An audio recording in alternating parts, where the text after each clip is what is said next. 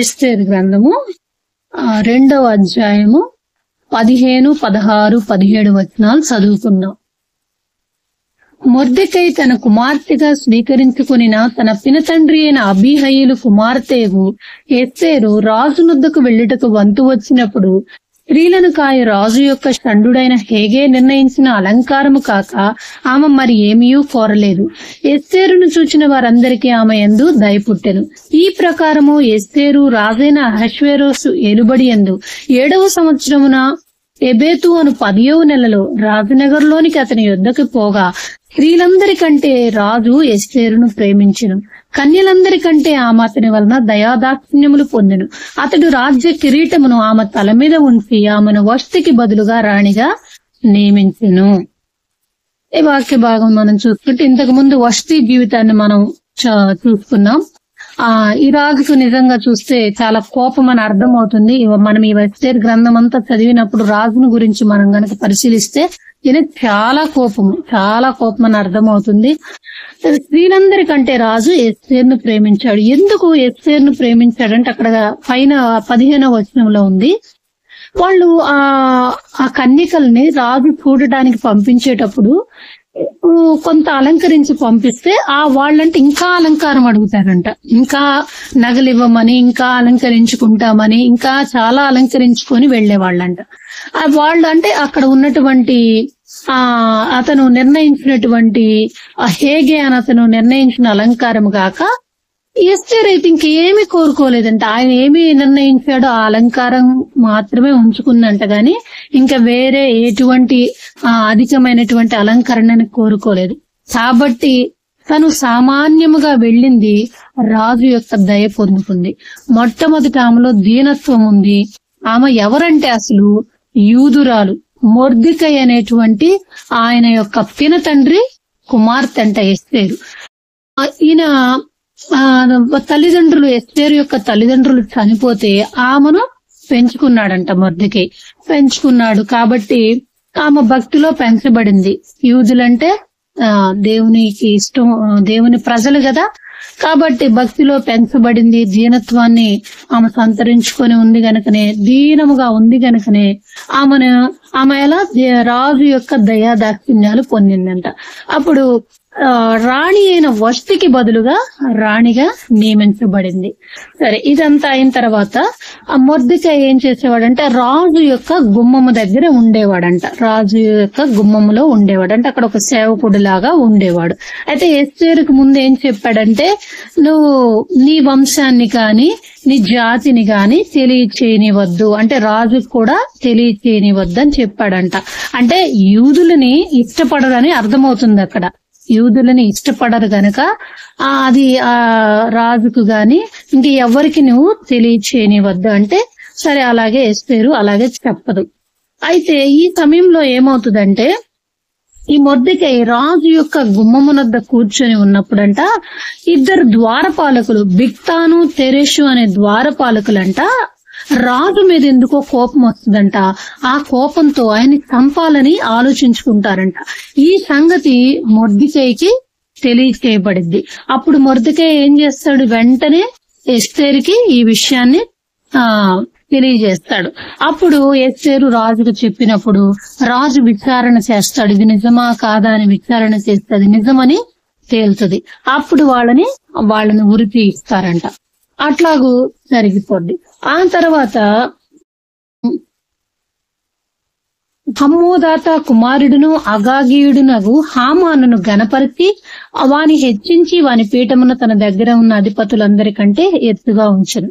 ఇంకొక అతను హామాన్ అనే వ్యక్తి ఉన్నాడు. ఈ యొక్క రాజుగారి సంస్థానంలో హామాన్ అనే వ్యక్తి ఉంటే అతని యొక్క పద్ధతులు మరి అతని ఏం నచ్చిందో రాజుకి తెలియదు గాని అతన్ని ఏం చేశాడంటే అందరికంటే అక్కడ ఉన్న అధిపతులందరికంటే ఎత్తుగా ఆయన్ని, అంటే మంచి పెద్ద స్థానంలో ఉంచాడంట. అయితే ఈ రాజు ఏమైనా ఆజ్ఞ ఇచ్చాడంటే ఈ అందరికంటే హామాన్ని మంచి స్థానంలో ఉంచాడు గనక ఇతను బయటికి వచ్చి వెళ్లేటప్పుడు అక్కడ గుమ్మమున దగ్గర ఉన్నటువంటి రాజు సేవకులందరంట మోకాళ్ళుని హామానుకు నమస్కరించాలంట.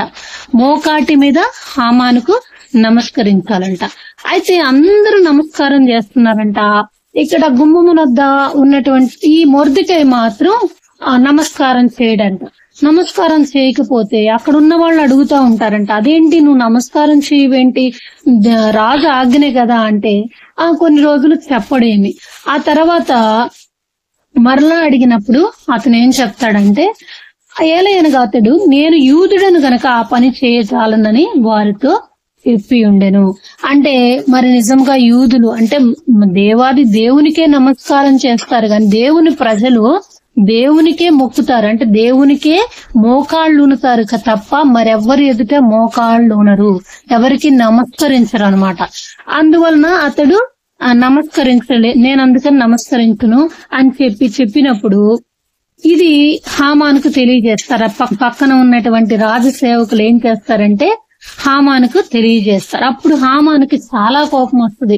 చాలా కోపం వచ్చి అట్లయితే మొర్దెకై ప్రాణం మాత్రం తీయట నాకేమంత పెద్ద విషయం కాదు, ఇతన్ని ఎట్లాగైనా సరే చంపాలి. ఎందుకు, అతనికి చక్కగా రాజు గణపరిచాడు, మంచి స్థానం ఇచ్చాడు, కానీ అతను సంతోషపడడంలా అందరూ నాకు నమస్కారం చేస్తున్నారు కానీ ఒక్కడే నాకు నమస్కారం చేయట్లేదు కనుక ఇతన్ని చంపించేసేయాలని చెప్పి ఆలోచన చేసి, మరి అతన్ని చంపించాలంటే ఒక కారణం దొరకాలి కదా, ఏమి దొరకలా. అప్పుడు ఏం చేశాడు, అప్పుడు ఏం ఆలోచించాడు, ఇతను ఎవరని చెప్పి చూస్తే యూదుడని తెలిసిందంట. యూదుడని తెలిసేసరికి రాజు దగ్గరికి వెళ్ళిపోయి రాజుకి చెప్పుడు మాటలు చెప్తున్నాడు. ఇక్కడ ఏమని చెప్తాడంటే 3వ అధ్యాయం 8వ వచనంలో, మీ రాజ్య సంస్థానములన్నిటి యందుండు జనులో ఒక జాతి వారు చెదిరి ఉన్నారు, వారి విధులు సకల జనుల విధులకు వేరుగా ఉన్నాయి, రాజు యొక్క ఆజ్ఞలను గైకొని వారు కారు, కాబట్టి వారిని ఉండనిచ్చుట రాజునకు ప్రయోజనకరము కాదు, రాజునకు సమ్మతి అయితే వారు హతము చేయబడినట్లును నేను ఆ పని చేయ వారికి 20,000 మణుగుల వెండిని రాజు యొక్క ఖజానాలో ఉంచుటకు తూచి అప్పగించినట్లు చట్టం పుట్టించమన్నాడు. కాబట్టి ఏం చేశాడు పాపం, ఒక్క మొర్దెకై మీద కోపం, మొర్దెకైని చంపాలని ఆలోచన చేసి మొర్దెకై యూదుడని తెలుసుకొని ఆ వంశాన్ని నాశనం చేయాలని చూశాడు. యూదులందరినీ నాశనం చేయాలి. అప్పుడు ఆ యూదుల్లో ఈ మొర్దెకై కూడా ఉంటాడు గనక చనిపోతాడు.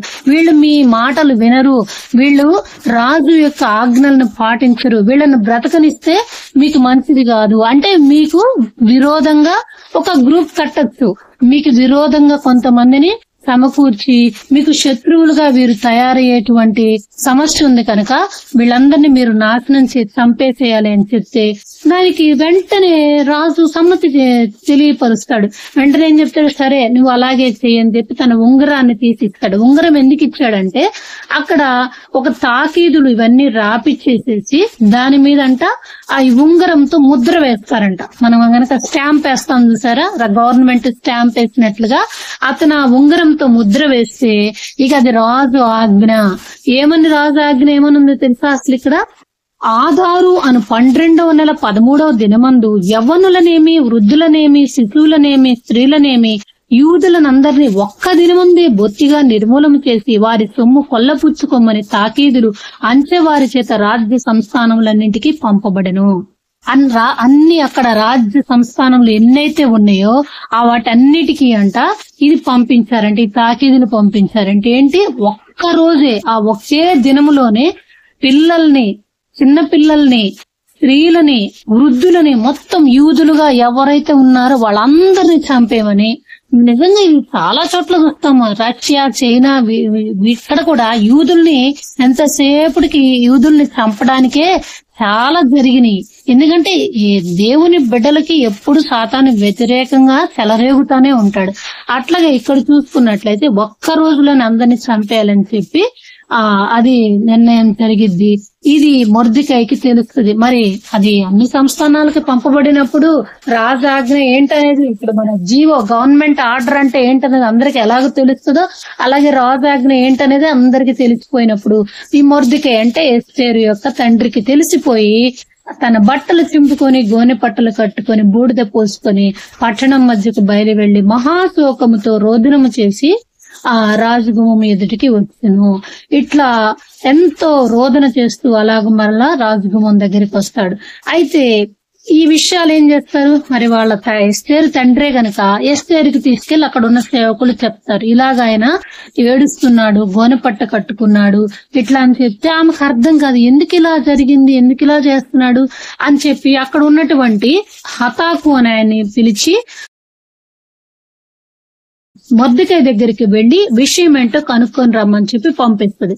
పంపించినప్పుడు అప్పుడు ఈ మాట చెప్తాడనమాట, మనము ఇప్పుడున్న ఆజ్ఞ ప్రకారము మనమందరం సంహరించబడతాము, యూదులందరూ సంహరించబడతారు, కాబట్టి మా ప్రాణం కొరకు నువ్వు రాజు దగ్గరికి వెళ్లి మొరపెట్టాలి, రాజు దగ్గర వేడుకోవాలి అని చెప్పినప్పుడు ఆ మాట తీసుకెళ్లి ఎస్తేరుకి చెప్తే ఎస్తేరు ఏమంటదంటే, ఈ రాజు మనం ఇంతకు ముందే చెప్పుకున్నాం కదా చాలా కోపిష్ట, అలాగే ఈయన ఆజ్ఞలు కాని ఇవన్నీ కొంచెం వింతగానే ఉన్నాయి. ఏంటంటే అప్పుడు ఆమె ఏం చెప్తుందంటే, పిలువబడక పురుషుడే గాని స్త్రీయే గాని రాజు యొక్క అంతర్గృహమును ప్రవేశించిన ఎడలా బ్రతుకున్నట్లుగా రాజు తన బంగారపు దండమును ఎవరి తట్టు చాపునో వారు తప్ప ప్రతి వాడు సంహరింపబడునన్న కఠినమైన ఆజ్ఞ కలదని రాజసేవకులందరికీ అతని సంస్థానంలో ఉన్న జనులకు అందరికీ తెలిసి ఉన్నది. నేటికి 30 దినముల నుండి రాజునొద్దకు ప్రవేశించుటకు నేను పిలువబడలేదని చెప్పమనెను. కాబట్టి 30 రోజుల నుంచి ఎస్తేరుని ఆయన పిలవలేదంట. ఆయన అంతర్గృహం ఉంటుంది, అక్కడికి పిలవలేదు. అంటే ఆయన పిలిస్తేనే వెళ్ళాలంట, రాణి అయినా సరే. ఇంతకు ముందు కూడా మనం వస్తీ విషయంలో చూసాం కదా, ఆ రాణి అయినా సరే ఆయన చెప్పిన మాటకు లోబడకపోతే కోపం వచ్చింది, ఆమెను తొలగించాడు. కానీ ఇక్కడైతే అసలు పిలువబడకుండా కనుక వెళ్తే వాళ్ళని చంపేస్తారంట, రాణి అయినా సరే. అంత కోపం ఆయనకి. మరి మనం ఇక్కడే చూస్తున్నాము, ఈ గ్రంథంలో చాలా కోపంగా ఉంటున్నాడు రాజు. కాబట్టి ఆమె చెప్తుంది, పిలువబడకుండా కనుక వెళితే ప్రతి వాడు సంహరించబడునని కఠినమైన ఆజ్ఞ కలదని ఆమె చెప్తుంది. అప్పుడు ఇక్కడ చాలా చక్కని మాట వాడతాడు మొర్దెకై. ఏమంటాడంటే 4వ అధ్యాయం 13వ వచనంలో ఏమంటాడంటే, మొర్దెకై ఎస్తేరుతో ఇట్లు ప్రత్యుత్తరం ఇచ్చి, రాజనగర్లో ఉన్నంత మాత్రము చేత యూదులందరికంటే నీవు తప్పించుకుందువని నీ మనస్సులో తలంచుకొనవద్దు. నీవు ఈ సమయముందు ఏమియూ మాట్లాడక మౌనముగా ఉన్నేడలా యూదులకు సహాయమును విడుదలయు మరి ఒక దిక్కు నుండి వచ్చును గాని నీవును నీ తండ్రి ఇంటి వారును నశించుదురు. నీవు ఈ సమయమును బట్టి ఏ రాజ్యమునకు వచ్చితివేమో ఆలోచించుకొనుమని చెప్పుమను. కాబట్టి నువ్వు తప్పించుకుంటానని అనుకుంటున్నావేమో, నువ్వు మౌనంగా ఉంటే దేవుడు ఇంకొక ద్వారం తెరుస్తాడు, వేరొక దిక్కు నుండి సహాయం వస్తుంది. కానీ నువ్వు కామ్గా ఉంటే ఏమవుతుందంటే నీవు నీ తండ్రి ఇంటి వారు నశిస్తారు. అసలు నిన్ను రాణిగా ఇలాగూ దేవుడు ఎన్నుకున్నది ఇందుకేనేమో, నువ్వు యూదురాలు కనుక యూదులందరినీ కాపాడటానికే దేవుడు నిన్ను రాణిగా చేశాడేమో, ఒకసారి గుర్తు తెచ్చుకొని చెప్పి ఆలోచించుకొని చెప్పి మొర్దెకై చెప్తాడు. అప్పుడు ఎస్తేరుకి రోషం వస్తుంది. నిజంగా ఎస్తేరు గ్రంథం అనేది నిజంగా చాలా విలువైన గ్రంథం. ఎందుకంటే ఆమె అప్పుడు మొర్దెకైతో ఏమంటదంటే, నీవు పోయి షూషనునందు కనబడిన యూదులందరినీ సమాజ మందిరమునకు సమకూర్చి నా నిమిత్తం ఉపవాసముండి 3 దినముల అన్నపానములు చేయకునిడి. నేనును నా పనికత్తెలను కూడా ఉపవాసముందుము. ప్రవేశించుట న్యాయ వ్యతిరిక్తముగా ఉన్నను. నేను రాజునొద్దకు ప్రవేశించుదును. నేను నశించదును. ఇది అంత సామాన్యమైన మాట అయితే కానే కాదు. ఆమె ప్రాణాలకు తెగించి వెళ్లబోతుంది. అక్కడికి ఆయన పిలవకుండా వెళ్తే, ఆయన బంగారపు దండమును తాపితే ఆమె కొనముట్టిద్ది. అది అప్పుడు ఆమె బ్రతుకుతుంది. ఆయన బంగారపు దండమును గనక చాపలేదు అంటే ఇక సంహరించేస్తారు, ఇంకా ఆమె తీసుకెళ్లి చంపేస్తారు అనమాట. అంత కఠినమైనటువంటి ఆజ్ఞలు ఉన్నాయన్నమాట ఈ రాజు అయినటువంటి అహష్వేరోషు సంస్థానంలో. కాబట్టి నిజంగా ఆమె ఏమంటదంటే, సరే ఇంత మాట అంటే తండ్రి ఇంత మాట అన్నాడు గనక నేను నశిస్తాను, కానీ నా కోసం మీరందరూ సమాజ మందిరములో సమకూడి మీరందరూ ప్రార్థన చేయండి, ఉపవాసం ఉండండి, 3 దినములు ఉపవాసం ఉండి ప్రార్థన చేయండి. అలాగే నా పనికత్తెలు కూడా ఉపవాసం ఉంటాము. అది ప్రవేశించుట న్యాయ వ్యతిరిక్తముగా ఉన్నను. నేను రాజునొద్దకు వెళ్తాను, నేను నశిస్తాను అంటది. నిజంగా 5వ అధ్యాయంలో గనక చూసుకున్నట్లయితే 3వ దినమందు ఎస్తేరు రాజభూషణములు ధరించుకొని రాజనగరు యొక్క ఆవరణములో రాజు సన్నిధికి వెళ్లి నిలిచెను. రాజనగరు ద్వారమునకు ఎదురుగా ఉన్న రాజావరణంలో తన రాజాసనం మీద రాజు కూర్చునిండెను. రాణి అయిన ఎస్తేరు ఆవరణంలో నిలువబడి ఉండుట రాజు చూడగా ఆమె యందు అతనికి దయ పుట్టెను. రాజు తన చేతిలో నుండి బంగారపు దండమును ఎస్తేరు తట్టు చాపగా ఎస్తేరు దగ్గరకు వచ్చి దండము యొక్క కొన ముట్టెను. నిజంగా ఇది చాలా చాలా అద్భుతమైనటువంటి కార్యం. నిజంగా ఆమె ఆ మరణానికి తెగించి వెళ్ళింది దేవుని మీద. ఇంతకు ముందు మనం మోషే గురించి చెప్పుకున్నాం. అప్పుడు కూడా ఇశ్రాయేలీయులు ఎట్లాగూ వాళ్ళు ఎర్ర సముద్రం ఉన్నప్పుడు మరణకరమైనటువంటి పరిస్థితి ఉన్నప్పుడు విశ్వాసం ఉంచాలి. ఎక్కడ చూసినా విశ్వాసము విశ్వాసము.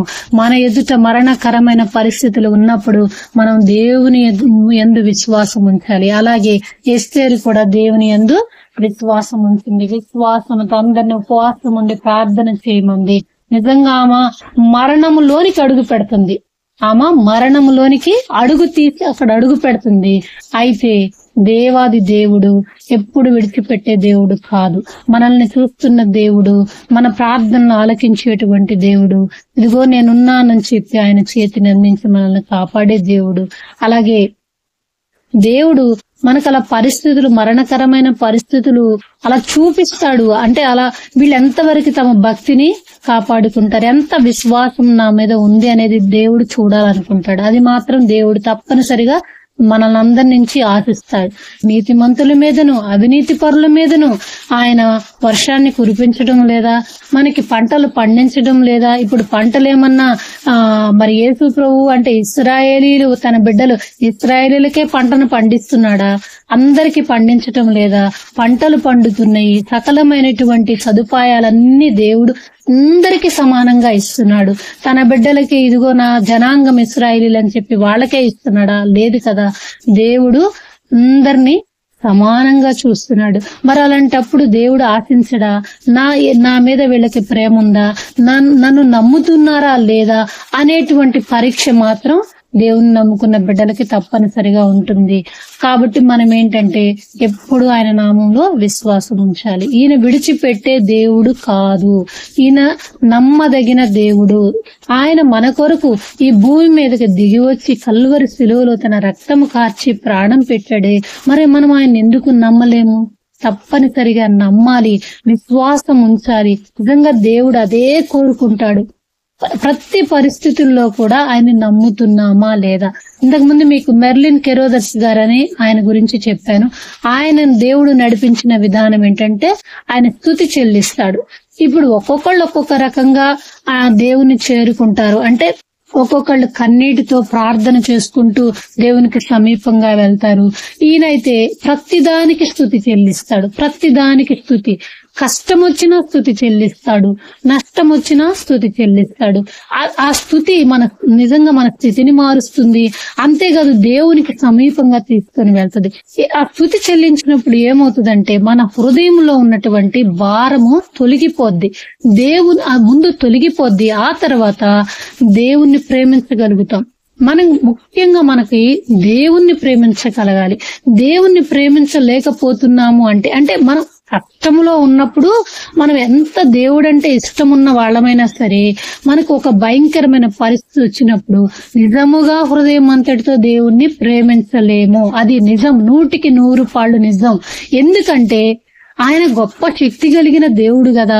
నేను ఇంత బాధపడుతుంటే దేవుడు ఎందుకు చూడడం లేదు, ఎందుకు దేవుడు నా మొర వినడం లేదని చెప్పి మనకు తెలియకుండానే అంతరంగంలో దేవునిని సణుగుకుంటాము. దేవుని పైన బాధ వస్తుంది. అది ఉండకూడదు. అంటే మనం స్తుతి చెల్లించాలి. స్తుతి అంటే స్తుతి అని చెప్పడం కాదు. తండ్రి, ఈ భయంకరమైన పరిస్థితిని నా జీవితంలో నువ్వు ఎందుకు అనుమతించావు నాయన? నువ్వు ఎప్పటికీ మంచి దేవుడివే. నువ్వేది చేసినా నా మంచి కోసమే చేస్తావు. నన్ను సృష్టించావు, నా పట్ల నీకు ఒక ప్రణాళిక ఉంది. కాబట్టి నన్ను సృష్టించిన నా దేవుడు నా పట్ల ఏ ప్రణాళిక ఉందో ఆ ప్రణాళిక నెరవేర్చే క్రమములో ఈ యొక్క కష్టాన్ని అనుమతించావు. అంతే కదా. ఇప్పుడు చిన్నపిల్లవాడు ఒకేసారి నడవడు కదా. పడుతూ లేస్తూ పడుతూ లేస్తూ నడుస్తాడు. ఆ నడిచే క్రమంలో ఎన్నిసార్లు పడతాడో అలాగే మన జీవితంలో కూడా మనం మంచి ఆ దేవుని యందు విశ్వాసం ఉంచి మంచి భక్తులుగా మారాలి అంటే అనేకమైనటువంటి ఆ దెబ్బలు మనకు తగులుతాయి. ఆ దెబ్బలు గుండా మనల్ని ప్రయాణింప చేసి మనల్ని ఒక మంచి ముత్యములాగా మార్చాలనుకుంటున్నాడు దేవుడు. అందుకు అనుమతిస్తున్నాడు తప్ప మన మీద కనికరం లేక కాదు. దేవుడు అనుమతించే శ్రమలన్నీ మనము నిజముగా ఆయనకి సమీపముగా వెళ్ళడానికి, మనము దేవుని యందు భయభక్తులు కలిగిన వారమై అట్టి విశ్వాసం అనేటువంటి ఆ స్వాస్థ్యాన్ని పొందుకోవడానికి దేవుడు మన జీవితంలో శ్రమలను అనుమతిస్తున్నాడు. ఇది మనం జ్ఞాపకం చేసుకోవాలి. నిజంగానే ఎస్తేరు అలాగే విశ్వాసంగా ఆ మరణకరమైనటువంటి పరిస్థితిలోకి, ఆ మరణంలోనికే అడుగు పెట్టింది. అయితే దేవుని యందు విశ్వాసం ఉంచింది కనుక దేవుడు ఆమెని కాపాడాడు. క్రొత్త నిబంధనలో కూడా ఉంటది, తమ ప్రాణములను కాపాడుకోవాలి అనుకునే వాళ్ళు పోగొట్టుకుంటారంట. తమ ప్రాణాలు మీద ఆశ వద్దు అని చెప్పి అనుకున్న వాళ్ళకి దేవుడు కాపాడుతాడంట. కాబట్టి ఇక్కడ ఏమైంది, నిజంగానే ఆ రాజు వస్తాడు. ఏంటమ్మా నీ కోరిక ఏంటి, నీ మనవి ఏమిటి, ఆమె ఎంత దేవునిని బట్టి అదయగలిగింది. ఎస్తేరులో ఏం ఆత్మ ఉంది, విరిగి నలిగిన ఆత్మ ఉంది, దేవుని యందు భయభక్తులు కలిగిన ఆత్మ, దీనత్వం ఉంది. కనుకనే ఏమన్నాడు, నీ మనవి ఏమిటి, రాజ్యంలో సగం మట్టుకైనా సరే నీకు ఇచ్చేస్తానని చెప్పి రాజు అంటాడు.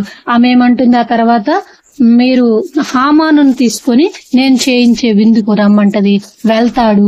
మరలా ఏంటి చెప్పమ్మా, నీ కోరిక ఏంటి, ఎందుకు వచ్చావు, మామూలుగా మరి అంత ప్రాణాలకు తెగించి వచ్చిందంటే ఏదో ఆమె కోరిక మనవేంటో ఉంటుంది కదా అని అడిగితే, ఇవాళ వచ్చినట్లే రేపు కూడా విందుకి రమ్మని చెప్ప. అయితే ఈలోపు ఈ మొర్దెకై ఇలాగూ తనకి నమస్కారం చేయట్లేదు కనుక హామానికి చాలా కోపంగా ఉంటది. కాబట్టి వాళ్ళ ఇంటికి పోయి భార్యకి చెప్తే వాళ్ళు అంటారు, ఎట్లయినా సరే అతన్ని చంపేయించాలి, అతన్ని ఉరికొయ్యని ఒకటి సిద్ధం చేసి పెట్టు, ఈ ఉరికొయ్య మీద ఉరి తీయించబడేటట్లుగా నువ్వు పోయి రాజును అడుగు, రాజును పోయి ఇదిగో ఇతను యూదుడు, ఇతన్ని ఎట్లయినా సరే మంచివాడు కాదు అని చెప్పి ఉరి తీయించాలని చెప్పమని రాజు యొక్క నపుంసకులు వచ్చి ఎస్తేరు చేయించిన విందుకు రమ్మని హామానుకు త్వరపెట్టేది. ఆమె రెండో రోజు కూడా విందుకు రమ్మంటది కదా, కాబట్టి ఆ విందుకు రమ్మని చెప్పి పిలవటానికి వాళ్ళు వస్తారు. నపుంసకులు వచ్చినప్పుడు సరే అని చెప్పి హామాను అలాగే బాధతో వెళ్తాడు. వెళ్ళినప్పుడు అప్పుడు మళ్ళీ రాజు అడుగుతాడు, నీ మనవి ఏమిటి అని అడిగినప్పుడు అప్పుడు ఆమె ధైర్యంగా చెప్తది, నీ దృష్టికి నేను దయ పొందిన దాన్ని నా మనవిని బట్టి నా జనులు నా విజ్ఞాపనను బట్టి నా ప్రాణము అనుగ్రహింపబడును గాక, సంహరింపబడుటకును హతము చేయబడి నశించుటకును నేనును నా జనులు కూడా అమ్మబడిన వారము అంట. ఇదేంటి, నీ ప్రాణం తీయాలనుకుంటున్నారు, రాణి ప్రాణం తీయాలని ఎవరు అనుకుంటున్నారు అని చెప్పి రాజు కంగారు పడిపోతాడు.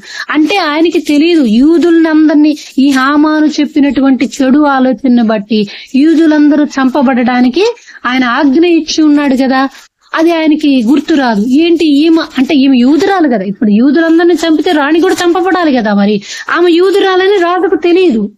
కాబట్టి ఏమని చెప్పింది, ఆమెను చెప్పుకుంటుంది. నిజంగా దేవుడు ఎంత జ్ఞానం ఇచ్చాడంటే యూదులు చంపబడాలని చెప్పకుండా నా ప్రాణం కూడా చంపబడ్డానికి, నా ప్రాణము కాపాడమని చెప్పి మేము సంహరింపబడ్డానికి మేము అప్పగించబడ్డామని చెప్పినప్పుడు రాజుకు చాలా కోపం వస్తుంది. ఎవరు నిన్ను చంపాలనుకున్నది, ఎవరు, అసలు ఏంటి అని అన్నప్పుడు అని కోపంతో అక్కడి నుంచి బయటికి పక్కకి వెళ్తాడు. ఈలోపు హామానికి అర్థమైపోతుంది, అమ్మో నేనే చంపాలని ఈ ప్లాన్ వేసింది నేనే గనక నన్ను ఇంకా రాజు బ్రతకనివ్వడం చెప్పి వెళ్లి ఎస్తేరు కూర్చున్నటువంటి ఆ మంచం దగ్గర పడి, అంటే కాళ్ళ దగ్గర పడి ఆమెను బ్రతిమాలుకుందామని చెప్పి అక్కడ పడి ఏడుస్తా ఉంటాడు. ఈలోపు మళ్ళీ అక్కడి నుంచి ఆ పక్కన ఉన్న వనానికి వెళ్తాడు. అక్కడి నుంచి వచ్చేసరికి ఇతను ఆ చెయ్య మీద పడి ఉండటం చూసి ఆయన ఏమంటాడంటే, నా ఎదుటనే రాణిని బలవంతం చేయాలనుకుంటాడా ఈ హామాన్ అనగానే వెంటనే అక్కడ ఉన్నటువంటి వాళ్ళు ముసుకేసేస్తారు. ఎవరి కోసమైతే మొర్దెకై కోసం ఉరికొయ్య సిద్ధపరిచినటువంటి ఆ ఉరికొయ్య మీదే హామాను ఉరి తీయబడతాడు. ఎందుకంటే అక్కడ ఉన్న వ్యక్తి చెప్తాడు, ఇతను మొర్దెకై కోసం ఒక ఉరికొయ్య సిద్ధపరిచి ఉంచాడు అనగానే, అట్లయితే అది తీసుకొచ్చేసి దాని మీద ఇతన్ని ఉరి తీయించేసేయండి అని చెప్తాడు. కాబట్టి దీన్ని బట్టి మనకేం అర్థమవుతుంది, మనం ఒకళ్ళకి గొయ్యి తవ్వాలనుకుంటే ఆ గొయ్యిలో మనమే పడతాం. నిజంగా అదే జరిగింది కదా ఈ యొక్క హామాను జీవితంలో. మొర్దెకైని చంపించాలని చెప్పి ఉరికోయని సిద్ధపరిచాడు, కానీ దేవుడు కృప కలిగిన దేవుడు కనుక ఒకరి ప్రాణం తీయాలనుకున్నాడు, కానీ అతని ప్రాణమే దాని మీద తీయబడింది. కాబట్టి ఈ రెండు విషయాలు దేవుడు మనకు బయలుపరుస్తున్నాడు. ఒకటి, ఎస్తేరు ప్రాణములకు తెగించి దేవుని యందు విశ్వాసం ఉంచి మరణములోనికి అడుగు పెట్టింది, తన ప్రాణాన్ని కాపాడుకుంది. తన ప్రాణం కాపాడుకోవాలి అనుకుంటే మాత్రం తన ప్రాణం పోయేది, ఎందుకంటే దేవుడు సహాయం చేయడు. కానీ తెగించింది, ప్రాణం కాపాడబడింది. అయితే ఈ హామాను జీవితం చూసినట్లయితే హామాను మొర్దెకై కోసం ఉరికోయని సిద్ధపరిచాడు, అతని ప్రాణం తీయాలనుకున్నాడు, కానీ దేవుడు ఏం చేశాడు? ఎవరి కోసమైతే ఆ ఉరికోయని సిద్ధపరిచాడు అతన్ని తప్పించాడు. తను సిద్ధపరిచిన ఉరికోయ మీద తన ప్రాణమే ఆ ఉరి తీయబడింది. కాబట్టి దీన్ని బట్టి మనము దేవుని యందు విశ్వాసము కలిగిన వారమై ఉండాలి. ఎవరికి ఎప్పుడు హాని చేసే వారమిగా ఉండకూడదు. దేవుడు మనకు ఇటు విశ్వాసపు మెట్టులోనికి దేవుడు లేవనెత్తను గాక. ఆమేన్.